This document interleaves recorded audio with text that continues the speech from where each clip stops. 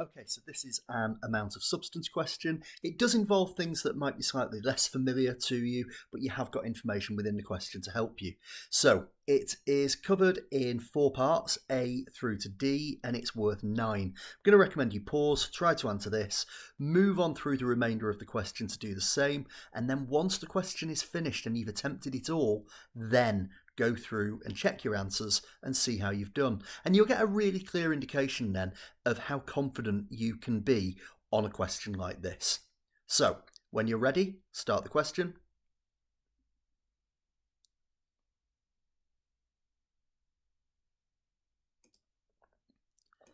Have a go at parts B and C.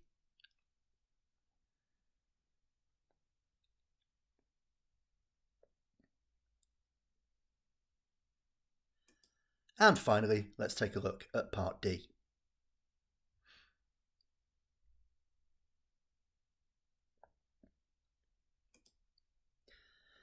Now, taking a look at this first question, where we are trying to work out the parts per million for the sample of toothpaste.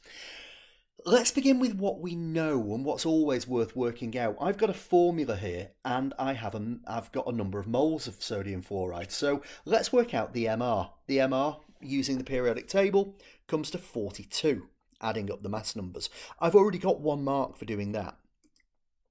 Once I've done that, I can find out the mass in 1 gram. Now, we know how many moles are in 1 gram, and we know the MR, so we multiply those together, and that takes us to our answer, which is 1.21 by 10 to the minus 3 grams. Now, if we're dealing in parts per million, we don't need the mass in a gram, we need the mass in a kilogram. So let's multiply that by 1,000. And we end up with 1.21 grams per kilogram. Now, actually, parts per million is the amount of milligrams in every kilogram. So we're going to multiply it by 1,000 again, and that's going to take us to 1,210 parts per million. For the next question, we were looking at taking that data and using it a little bit more. So there could be error carried forward here. I'm going to carry on with the answer that we had. The toxic mass is when the concentration is greater than 3.19 by 10 to the minus 2 grams per kilogram of body mass. And we want to know what the maximum mass of sodium fluoride in milligrams would be for a 75 kilogram person. Now, you can see where the figures have come from here. We've got 3.19 by 10 to the minus 2 grams. We've got 75 kilograms. We actually want this to be converted into the same units of mass. And that's why we've got the divide by 1,000. Now, that takes us to 2.393 by 10 to the minus 3 kilograms. The problem is the answer doesn't need to be in kilograms, it needs to be in milligrams. To do that, we're actually going to multiply the answer by 1,000,000. That's by 1,000 to get from kilograms to grams, and another 1,000 to get from grams to milligrams. And that takes us to our answer, 2393. Taking a look at part C, we have got concentration that in a prescription toothpaste is 2,800 parts per million. So what mass of toothpaste could we swallow without reaching the toxic concentration? Now, we know from the 75 kilo person that they could have a maximum of 2393.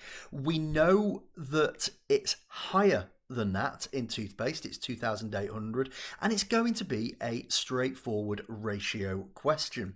So to find out the mass of toothpaste that you could swallow, you're going to take the 2393 and divide by the 2,800.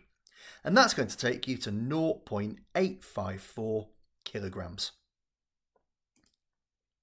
Okay, on to the final question now, where we're identifying which of these best represents sodium fluoride, and we've got 2 marks to justify that as well.